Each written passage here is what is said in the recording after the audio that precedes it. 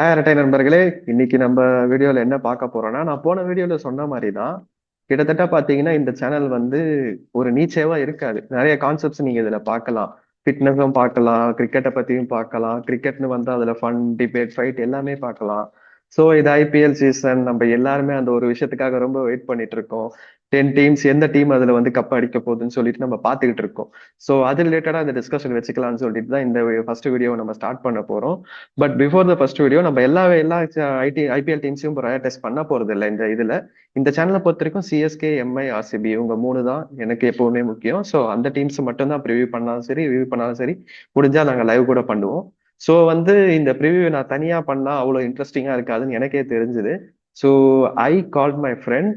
Is my 12 years friend. 12 வருஷமா எனக்கு அவரை தெரியும். ரொம்ப நல்ல பர்சன். பட் அவருக்கு இன்னொரு பேர் இருக்கு அப்படின்னு சொல்ற மாதிரி அவரோட பேர் பாத்தீங்கன்னா பிளே பாய். அததான் சுருக்கி பிபின்னு வச்சிருக்காரு. அவர் வந்து இந்த 12 வருஷத்துல நிறைய சேட்டைகள் பண்ணியிருக்காரு. அதெல்லாம் பத்தி நான் கண்டிப்பா ஒரு நாள் வீடியோல சொல்றேன். பட் அதுக்கு உங்க ஆதரவு எனக்கு தேவை. இந்த சேனல் கண்டிப்பா உங்களுக்கு பிடிக்கும். லைக் பண்ணி சப்ஸ்கிரைப் பண்ணுங்க. இப்போ நம்ம பிபியை உள்ள வச்சிடலாம். பிபி என்கிற பிளே பாய் உள்ள வாங்க.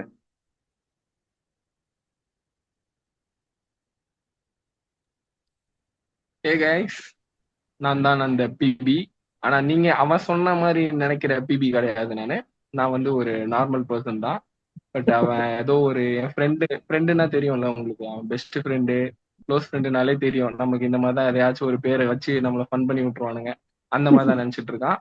ஸோ நம்ம உட்காந்து டேரக்டா கண்டென்ட்டுக்குள்ள போயிடலாம். ஏய், சொல்டா. ஓகே, ஓகே, ஓகே, சரி, ஓகே. ஓகே, நான் இப்போ சிஎஸ்கே பத்தி தான் ப்ரிவியூ பண்ண போறோம். பிளே பாய் ரெடியா? உனக்கு பிடிக்காத டீம், இனி ஒரு எம்ஐ ஃபேன் வேற. பாத்துக்கோ, நல்லா பண்ணலாம். சரி, எஸ், டைரக்டா. நான் சிஎஸ்கே 20s படிச்சிடுறேன். அவங்க ஸ்குவாட் ஃபுல்லா படிச்சிடுறேன். அதுக்கப்புறம் உன்னோட தரப்புல இருந்து நீ சொல்ல வேண்டியதை சொல்லிடு. என்ன சொல்ற? சரி, ஓகே, நான் சொல்றேன். சரி. ம். சிஎஸ்கே ஸ்குவாடு பாத்தீங்கன்னா, ஆப்வியஸ்லி கேப்டன் ருத்ராஜ் கைக்வாடு தான். அவர் தான் கேப்டனும் கூட. பட் எவ்வளவு பெர்ஃபார்ம் பண்ணாலும் டீம்ல இடம் கிடைக்க மாட்டேங்குது. அதுக்கு அடுத்து அவங்க பேட்ஸ்மேன்ல டிவால் புருவிஸ், ஒரு காட்டு பையன் சொல்லி அவரை இன்ட்ரடியூஸ் பண்ணி வைக்கலாம். அடுத்து சுட்டி குழந்தை ஆயுஷ் மாத்ரே, சஃப்ராஸ் கான். எனக்கு சுத்தமா பிடிக்காத ஒரே allrounder Shivam Dube. But recent டைம்ல அவர் பர்ஃபார்மன்ஸ் பார்த்து நானே அவர் பெரிய ஃபேன் ஆயிட்டு வரேன். அதுக்கடுத்து Jamie Overton, Ramakrishna Ghosh, Anshul Kamboj, Prashant Veer, Matthew Short, Aman Khan, Jack Foakes, always the great OG MS Dhoni தான் விக்கெட் கீப்பர், சஞ்சு சாம்சன், கார்த்திக் சர்மாவை பத்தி சொல்லணும்னா, நான் அவரோட ரீசன்ட் ஸ்டாட்ஸ் பார்த்தேன். அண்ட் தென் ஸ்மாட்லயும் அவரோட இன்னிங்ஸ் எல்லாம் பார்த்திருக்கேன். ரீசெண்டா அவர் நெட் ப்ராக்டிஸும் பார்த்தேன். I was very impressed. கண்டிப்பா அவர்கிட்ட நிறைய எக்ஸ்பெக்ட் பண்ணுவோம். உர்வில் பட்டேல் லாஸ்ட் சீசன் அவர் கொஞ்சம் கிடைச்ச சான்ஸ் ப்ரூவ் பண்ணியிருக்காரு. அடுத்து அவங்க டீம்ல போலர்ஸ் பாத்தீங்கன்னா கலீல் அகமது, நூர் அகமது, முகேஷ் சௌத்ரி, நேத்தன் எலிஸ். அவர் இன்ஜோர்ட். பட் அவருக்கு வந்து ரீப்ளேஸ்மெண்டா ஸ்பென்சர் ஜான்சன் இல்ல ஒட்னியல் பேட்மேனை தான் வந்து சைன் பண்ணுவாங்கன்ற மாதிரி கேள்விப்பட்டு இருக்கோம். Shreyas Gopal, Gurjapneet Singh, Akeal Hosein, Matt Henry, ராகுல் Chahar, as usual Stephen Fleming head coach of CSK, Michael Hussey batting coach. Bye, உங்களோட 11 வித் இம்பாக்ட் பிளேயரோட நீங்க சொல்லி ஆரம்பிங்க இந்த வீடியோவை. கண்டிப்பா என்னோட லெவல நான் சொல்றேன். ம். சிஎஸ்கே என்னோட லெவல் வந்து ஃபர்ஸ்ட் ருத்ராஜ், ஆயுஷ் மாத்ரே, சாம்சனு, அப்புறம் பிரீவிஸ் வந்து, ஆமா பிரீவிஸ், தென் தூபே. ஸோ இவங்க அஞ்சு. தோனி வந்து இம்பாக்ட் பிளேயரு. ம்.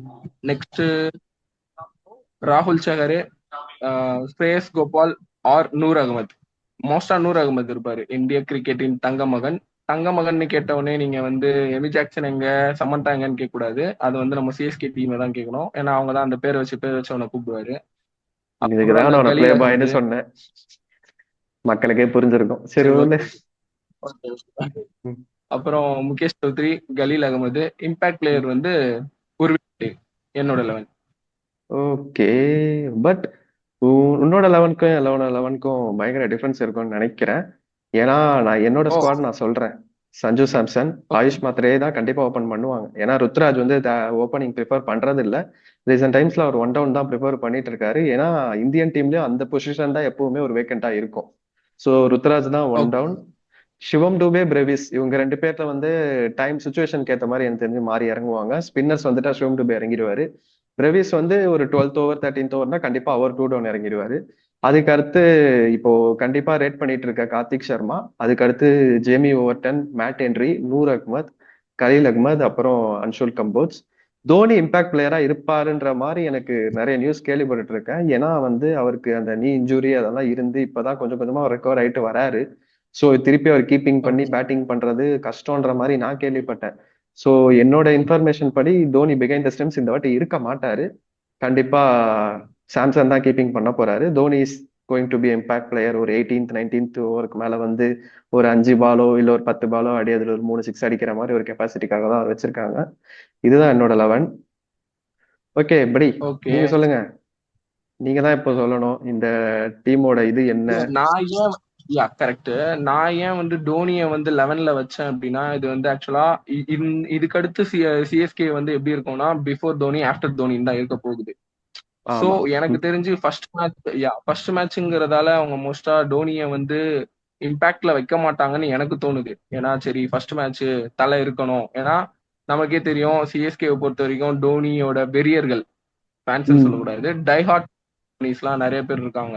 சோ தலை கண்டிப்பா. எப்படியாச்சும் ஃபர்ஸ்ட் மேட்ச் இனாகுரல் மேட்ச்ல அவரை பார்க்கணும் அப்படிங்கிறது ஆமா. இருக்கும். ஸோ ம். ஜடேஜா. மோஸ்டா எனக்கு தெரியும். அதனாலேயே அவங்க வந்து அதை வந்து ரொம்ப யோசிக்க மாட்டாங்க. அதனாலேயே அவங்கள வந்து இம்பாக்ட் பிளேயரா வைக்காம 11ஸ்ல வைப்பாங்கன்னு எனக்கு தோணுது. இம்பாக்ட்ல வந்து ஓகே. உர்வில் பட்டேல். ஏன்னா உர்வில் பட்டேல் வந்து லாஸ்ட் 3 மேட்ச்லயே அவர் கொஞ்சம் நல்லாவே ஸ்கோர் பண்ணியிருந்தாரு. ரீசெண்டா ம். அவரோட ஸ்டாட்ஸ் நானும் பார்த்தேன். அவர் வந்து அந்த ம். ஸ்மாட்ல வந்து அவர் திருப்பி போட்டு வச்சிருக்காரு. 28 பால்ஸ் 38 பால்ஸ் 114 அடிச்சிருக்காரு.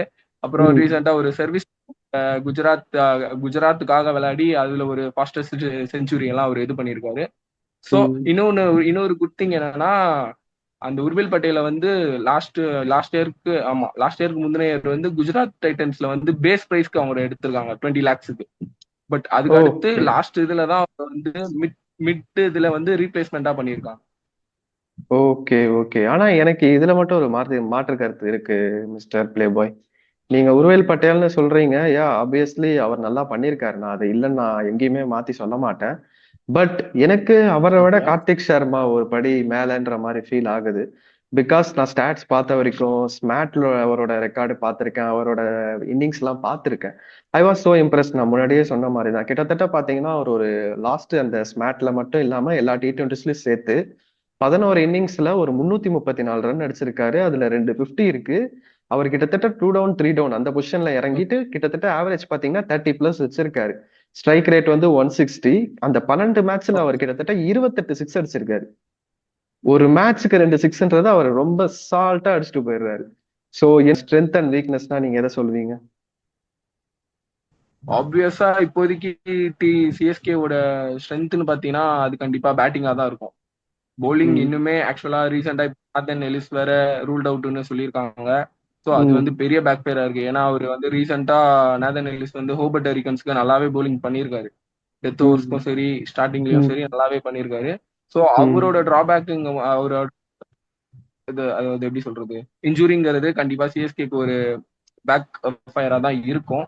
அதனாலே ம். இன்னுமே எனக்கு தெரிஞ்சு சிஎஸ்கே வந்து ஒரு bowling இன்னும் கொஞ்சம் நல்லா இது பண்ணிருக்கலாமோ அப்படின்னு தான் தோணுது. அதுலதான் பேட்டிங் எனக்கு வைஸ் ஒரு ஓகே. கொஸ்டின். எனக்கு என்ன கொஸ்டின்னா நேத்தன் எலிஸ் கண்டிப்பா இப்ப இல்லன்றதாய் போச்சு. நீங்க யார ரீப்ளேஸ்மெண்டா சஜஸ்ட் பண்ணுவீங்க? Ottneil பாட்மேனா, Spencer ஜான்சனா?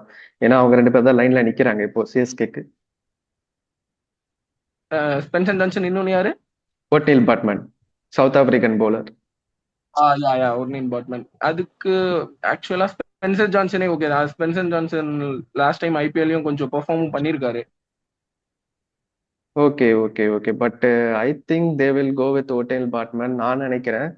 ரீசன்ஸ் என்னன்னா ஓகே. அவர் ரீசெண்டா நடந்த அந்த சவுத் ஆப்பிரிக்கா லீக்ல நல்லா பண்ணியிருக்காரு. ஸோ அவர்கிட்ட இருந்தா கொஞ்சம் எக்ஸ்பெக்ட் பண்ணுவாங்க. பட் என்னோட ஒப்பீனியன் நேத்தன் எலிஸ் இவங்க 2 பேருமே ரீப்ளேஸ் பண்ண முடியாது. கண்டிப்பா 2 பேருமே அடி வாங்குவாங்க. ஏன்னா ஒட்னில் பேட்மேன் ரீசெண்டா நடந்த சவுத் ஆப்பிரிக்கா இந்தியா சீரீஸ்லயே இந்தியால அந்த அளவுக்கு அவர் வந்து அவரோட கண்டிஷன்ஸ் நல்லா யூஸ் பண்ண முடியல. எப்படி ஆர்சிபிக்கு ஒரு ஓகே. ஜேக்கப் டஃபியோ எக்ஸ்பெக்ட் பண்ணுமோ அதே மாதிரி தான் இவரு ஓட்னில் பேட்மேனும் இருப்பாருன்னு எனக்கு தோணுது. ஸோ பார்ப்போம் யாரு ரீப்ளேஸ் பண்றாங்க, எப்படி விளையாடுறாங்கன்னு சொல்லிட்டு. அடிஷனல் என்னோட டு த பாயிண்ட்ஸ், நானும் நேத்து ரீசெண்டா ஒரு இது பார்த்தேன். அதுல வந்து ஆக்சுவலா ஜெரால் கோட்ஸிய சைன் பண்ணலாங்கிற மாதிரி போட்டிருந்தாங்க. பட் ஹை ரிஸ்கி அப்படிங்கிற மாதிரி தான் அவங்களே போட்டிருந்தாங்க அந்த இதுல. சோ ம். எந்த அளவுக்கு பாசிபிள் தான். ஏன்னா மும்பை இந்தியன்ஸ்க்கே வந்து அவர் வந்து அந்த அளவுக்கு இம்பாக்ட் பண்ணல. Gerald okay. கோட்ஸி ஸ்ட்ரெயினோட அக்ரெஷன் அப்படி இப்படின்னு சொன்னாலுமே அவர் அந்த அளவுக்கு இது கொடுக்கல.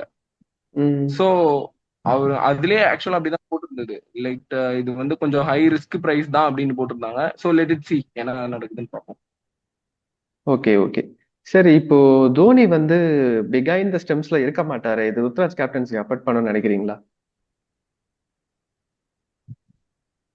இனிஷியல் டைம்ல பண்ணும் கண்டிப்பா. ஆக்சுவலா ஒரு இதுக்கு முன்னாடி வந்து தோனி தோனி ஆக்சுவலா ருத்ராஜுக்குன்னு நான் ஒரு கேப்டன்சி எபிலிட்டி இருந்தாலுமே நம்ம மோஸ்டா வந்து தலை இருக்காரு, தலை வந்து அவருக்கு சஜஸ்ட் பண்ணுவாரு, தலை வந்து ம். அவருக்கு பாயிண்ட்ஸ் கொடுப்பாரு அப்படிங்கிற மாதிரி ஒரு இது போயிடுச்சு. ஸோ இனிமேட்டு வந்து அதாவது பிஃபோர் தோனி ஆஃப்டர் தோனின்னு இருக்கும்போது ருத்ராஜோட பியூர் எபிலிட்டி தெரியும். அவர் எந்த அளவுக்கு இம்பாக்ட் பண்றாரு. ஏன்னா டோனி கிட்ட நிறைய நாள் இருந்திருக்காரு. எத்தனையோ வாட்டி பிளேயிங் 11 சாரி டீம்ல அந்த டிராயிங் போர்ட்ல எவ்வளவு நிறைய இன்புட்ஸ் எல்லாம் கேட்டிருப்பாரு. ஸோ அதை கரெக்டா எப்படி எப்படி அப்ளை பண்ணணும் அப்படிங்கறது இது வந்து ருத்துராஜுக்கு கிடைச்ச ஒரு நல்ல சான்ஸ் நான் பாக்குறேன். என்னை பொறுத்த வரைக்கும் பாத்தீங்கன்னா, அவர் லாஸ்ட் சீசனா இருக்கட்டும், அதுக்கு போன சீசனா இருக்கட்டும், அவரோட கேப்டன்சி டாப் நாட்சா இருந்தது இல்ல. பேட்டிங் சொல்றீங்களா? சம பிளேயர். அந்த டச் எல்லாம் ஃபேண்டாஸ்டிக்கா இருக்கும். பட் கேப்டன்சி சுமார் தான். But okay, let's say improve பண்ணலாம். எல்லா பிளேயர்ஸும் வந்து ஆர்சிபில இருக்க மாதிரி, ரஜத் பட்டிதார் மாதிரி ஃபர்ஸ்ட் சீசன் எல்லாம் கப் அடிச்சிட முடியாது. எல்லாருக்கும் கொஞ்சம் டைம் தேவையில்ல. அது நம்ம இப்போ சாம்சன் எஃபெக்ட் பத்தி பார்ப்போமா? ஒரு impressive knock in world cup. அது மட்டும் இல்லாம ஒரு டேர்ன் அரவுண்ட் அவர் லைஃப்லயே அவர் கொடுத்திருக்காரு. அது நிறைய பேருக்கு இன்ஸ்பிரேஷனா இருக்கும். அவரோட வியூல இருந்து பார்த்தா மட்டும்தான் தெரியும் ஒரு எவ்வளவு ஹார்ட் ஒர்க் வந்து பிஹைண்ட் த சீன்ஸ்ல போட்டுட்டு அதை வந்து அப்படியே எக்ஸிக்யூட் பண்ணிருப்பாரு at the right time right மூமெண்ட்லன்றது பார்த்து அவங்க கூட இருந்தவங்களுக்கு மட்டும் தான் தெரியும். அதை ஸ்கை நல்லா வந்து ஒரு வீடியோல எக்ஸ்பிளைன் பண்ணியிருப்பாரு. சோ அதை பத்தி நீங்க என்ன நினைக்கிறீங்க? அந்த எஃபெக்ட வந்து அவர் சிஎஸ்கே கொடுப்பாரா? சிஎஸ்கே வந்து அதை யூட்டிலைஸ் பண்ணுமா? சிஎஸ்கேல அவர் கண்டிப்பா வந்து அடுத்த ஸ்டாரா வருவாரா? என்ன நினைக்கிறீங்க? சாம்சனை பத்தி சொல்லணும்னா சேட்டா சேட்டா ம், வந்து இப்போ ஒரு நல்ல பீக் ஃபார்ம்ல இருக்காரு. இந்த ம், டைம் பார்த்து ராஜஸ்தான் ராயல்ஸ் விட்டது ராஜஸ்தான் ராயல்ஸோட கெட்ட நேரம் தான் நான் சொல்லுவேன். ஆக்சுவலா ம், இப்ப சாம்சன் மட்டும் ஒரு கேப்டனா இருந்தாருன்னா கண்டிப்பா ஒரு அதாவது ஒரு ராஜஸ்தான் வந்து ஃபர்ஸ்ட் இயர்ல மட்டும் தான் அவங்க வந்து கப் அடிச்சிருக்காங்க. அது எல்லாருக்குமே தெரியும். இனாகுரல் இதுல வந்து சிஎஸ்கேவே டிஃபிட் பண்ணி அடிச்சாங்க. ம், சோ அதுக்கு அடுத்து அவங்களால வர முடியல. திருப்பி சாம்சனால தான் வந்து திருப்பி ரீசெண்டா அதாவது ஒரு 2-3 இயர்ஸ் முன்னாடி வந்து அவங்க ராஜஸ்தான் ராயல்ஸ் ஃபைனல்ஸ் வந்தாங்களா அப்படிங்கிற மாதிரி ஒரு பேச்சு இருந்தது. ம், ம், பட் இப்போ திருப்பி ஒரு பீக் ஃபார்ம்ல சிஎஸ்கேக்கு வரும்போது கண்டிப்பா அது ராஜஸ்தான் ராயல்ஸோட கெட்ட நேரம் தான் சொல்லணும்.